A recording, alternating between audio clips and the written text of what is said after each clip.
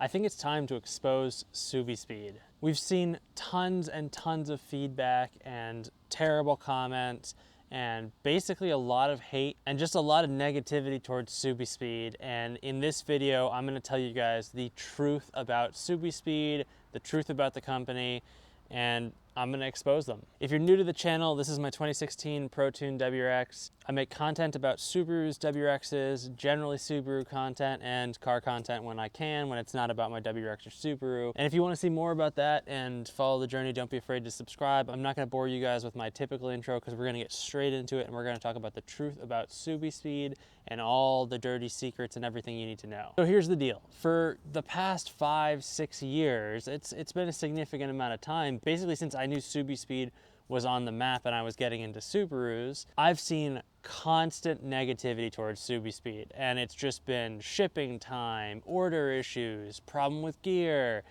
People are, they hate how much things cost. It's just been negative comment after negative comment and tons of negativity. And it just doesn't stop. And it hasn't stopped now. It's getting better, but it hasn't stopped. So I wanted to go through, talk about my personal dealings with SubiSpeed after spending tons of time in the WRX market, after having some time working with a retailer that isn't SubiSpeed, because I wanted to get some experience before actually making this video and talking about it. I want to summarize all the dealings I've had, that I've studied, that I've researched, what I've seen in the market, and all the dealings everyone's had with SubiSpeed, and expose them. So I've said the same thing basically a couple times now, so let's get straight into it. First and foremost, I have no relationship with SubiSpeed. I'm not sponsored by them. I'm not being paid to make this. I'm not being paid to make any type of content.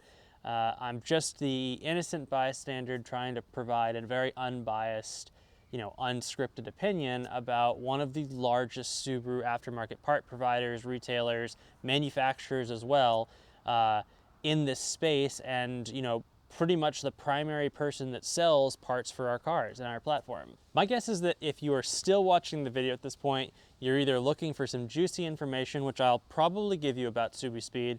You might be a customer of SubiSpeed. You might be afraid to buy parts from SubiSpeed. And I think the logical transition for me coming from I'm not sponsored by SubiSpeed is I'm gonna start and say this really up front, and I'll tell you why, and I'll talk about all the negatives. But I think I'm here to tell you there's nothing to be exposed by SubiSpeed. Although I kind of clickbaited you, there's some relevant information here, but the truth is SubiSpeed is like every other company in the space, and they're not doing anything that anyone else isn't doing. And in my opinion, and as a business owner myself, they're not really doing anything wrong. And in the utmost, they're probably treating people at a greater level than other manufacturers and other retailers can, because they have the infrastructure to do so. And I've seen this firsthand, so I'm happy to talk about it. But let me go through all the negatives that people are talking about when it comes to SubiSpeed. And again, I'm not sponsored. I'm not here to tell you go buy everything from SubiSpeed, but I'm here to kind of talk about all the negatives people are mentioning and maybe provide some evidence against that, or at least a counter opinion to a lot of the opinions people have of SubiSpeed. And this is educated information. I've been in the platform. I'm an engineer. I'm a mechanical engineer. I've built and designed parts. I've produced parts. I've worked with overseas contract manufacturing. I worked for about a year, a little over a year, for another retailer so I could gain some experience and understand the market. And I run my own small part production business for the Subaru platform. So that's why you might actually want to listen to me about this information. So for years and years, SubiSpeed has been hit by long shipping times, delays, back orders, not sending your product. That's first and foremost. And this has been a long time coming. They've been hit with issues with products, right? And they've been hit with not just products they make, just issues with products. And they've always been the backboard of what the negativity comes from. And for a long time, we've heard that their customer support is just not that great. There's a few other things that they have, like very expensive parts and other things, and we'll talk about that. But let's start at the beginning. Who is SubiSpeed, or what is SubiSpeed? Who are they? They are two things. They're a part retailer, and if you're SubiSpeed and watching this, I'm sure you can comment in the comment section below and tell us more. But they're a part retailer, so they sell other manufacturers' parts. They're kind of like the Amazon of parts, and they also have some proprietary brands where they sell their own parts that they've designed and manufactured for this platform. They are also pretty much the largest player, in my opinion, for this specific platform, and and that therefore have the resources to provide a higher level of service, support, design, care for the parts they're selling, the parts they're designing, etc. What does that all mean? Problem with more expensive parts, that means they have more infrastructure, more operational costs, and therefore can't discount their parts as much as the smaller retailers, like the retailer I got experience with, who were more fly-by-night. They didn't have, and this is a good thing, right? I mean, this is all a positive. It allows diversification in the space, but they didn't have high operational costs. They could quote when allowed close to map the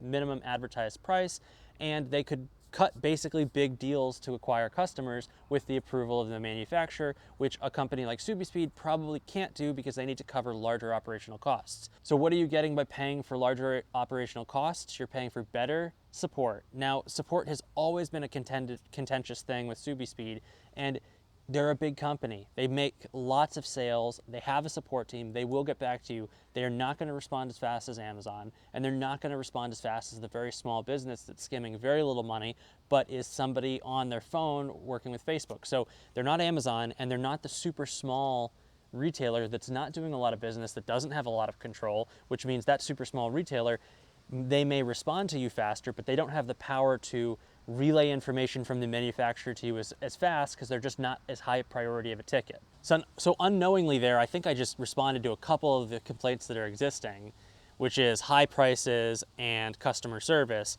Of course, they're in the middle because they have to provide a certain amount of customer service for the amount of volume they have, but they have to balance their prices with that amount of customer service. So when all of you guys are frustrated with price, but want 2-hour response rates and somebody on the phone 24/7, you have to realize that you have to pay for that somehow. And I did produce a video about why parts are always out of stock, and it kind of talked about the market size for aftermarket parts for platforms like the WRX, and that there is a finite market. It's not exponential, so often companies have to work at low margins because they hit an operational limit to where they have to be a certain size to be the best for this market, but they can't keep selling greater and greater and build that. So there is kind of this, they have to stay at this level where they're continuously meeting quota, but still paying the relatively high operational costs to be the top player in the market. So while that's a good thing and, a first world problem because they're very successful, it is a hard place to be at. So you have to realize that that's where your money's going. And I know I'm taking a hard stance, but I'm taking the stance of a small business because SubiSpeed is still a small business. While they're growing much, much larger than the rest of us that are in this space, they are still considered a small business when compared to places like Amazon, who will give you that service, but that's because they're making like a massive multiplier more money. So the biggest problem with SubiSpeed, and the thing that I wanted to talk about first and foremost, is lead times and all the people that complain about not knowing when their parts are coming, waiting months and months for their parts, not hearing anything. This is a combination of somewhat this is SubiSpeed's fault, but somewhat this is the customer's fault and not understanding the space. A lot of people just expect that they can go buy something and it's going to come immediately. Well, when you're talking about custom parts, small order parts, batch made parts, those kinds of things, or parts that are just said on the page to be back ordered, there's nothing that the retailer can do to get it to you faster. It is bad business for them to not accept the order, because then you're going to go to the competitor who is also going to accept the order and make you wait, because it's not like SubiSpeed, it's not like the other smaller person has better access. In fact, SubiSpeed is probably in the prime position to have the best access because they can warehouse some of their parts, and they still have access to larger warehousing companies like RallySportDirect, Turn 14. So they're likely in the best position to get you that part the fastest if that's the part that you specifically want. So as a customer, you need to understand whether or not that part is listed on back order, and more often than not, you'll find that that part is listed on back order. Maybe SubiSpeed has like a 4 to 6 week wait, that's just an example, and maybe it takes 8 weeks, maybe it takes 10 weeks. That's out of SubiSpeed's control. They're just doing their best to estimate it, but you have to understand as a customer, you're buying a part that is in the process of manufacturing. What happens if there's an error in the batch? What happens if the shipment gets damaged? What happens if the shipment gets lost? All these things are outside of SubiSpeed's control, but because they're the retailer, they're taking the brunt of this action. Now that's why they're being paid, that's why they make money, and they have to be experts in that. But you just have to understand that as a customer, you're also responsible for understanding this. And I know that's a hard thing to swallow when you've got giants like Amazon who service all that for you, but there aren't other companies that have billions and billions of dollars for that infrastructure. And you know, if you want to support a small business and you want to help grow it, or you just want to get parts that a small business can offer that Amazon can't, you have to expect to not get that 2-day shipping. You have to expect not to get cutthroat pricing. You know, you're not going to get someone on the phone in a minute. Like, those are things that just have been destroyed in, you know, what we see as an environment around business because of Amazon, which is a good thing for Amazon and a bad thing for every other business that's trying to come through. Now, SubiSpeed is at fault somewhat here because I have seen, you know, personally, instances where they don't put something on back order immediately. Likely they have it set so they sell a few of them in case they have a few or they can access a few, and then they deal with those individually, which is one of the things they probably need to do to keep business and keep numbers green, profitable.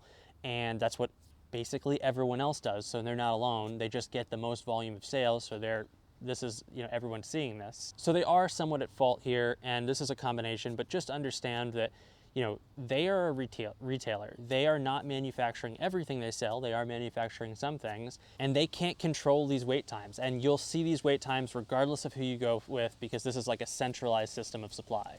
When it comes to issues with parts, SubiSpeed is like every other company. Again, they are a retailer. If there's an issue with a part, often you have to follow up with the manufacturer, or SubiSpeed has to do that work for you, which they are doing for free, pro bono, because they are just a retailer. This is like any other business, including Amazon. So, you know, with SubiSpeed and every other company out there, I highly encourage you as a customer just to cut them a little bit of slack. I understand that it's your money, but there are things that are out of their control, out of other companies' control. So that's my spiel. I'm exposing SubiSpeed, but I'm exposing them as running their business like everybody else out there. And you know, I'm hopefully letting you guys as customers and people in this market understand how it works a little bit more. And again, I'm not paid by SubiSpeed. I'm not saying go spend your money with SubiSpeed.